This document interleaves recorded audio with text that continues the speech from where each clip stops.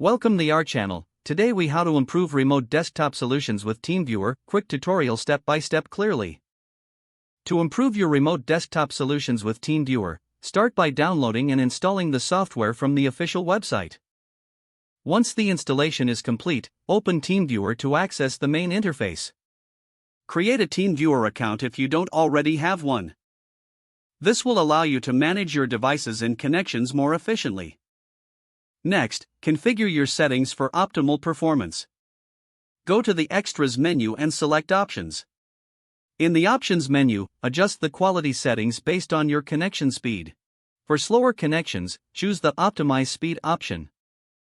For a faster network, select Optimize Quality to enhance visual clarity. Now, set up unattended access for easy remote connections.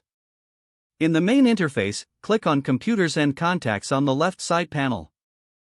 Right-click on My Computer and choose Add Computer. Follow the prompts to set a secure password for unattended access.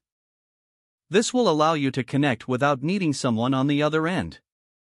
To enhance security, enable two-factor authentication in your account settings.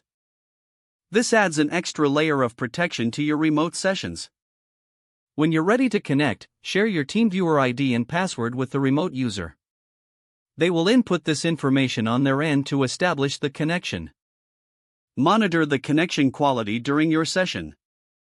Use the menu options to adjust screen resolution and connection speed as needed. If you need to share files during the session, use the file transfer feature. Simply drag and drop files into the TeamViewer window. To ensure smooth communication, consider using the built-in chat or voice call features. If you're working with multiple remote sessions, use the tab feature to switch between them easily. Once you're done, disconnect by closing the session window.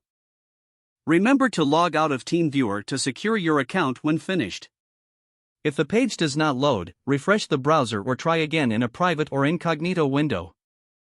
Make sure you are using the correct email address, then retype it carefully to avoid small typos. If your password is not accepted, use the reset option and create a new strong password you can remember. Check your spam folder for verification or security emails, then complete any requested confirmation steps.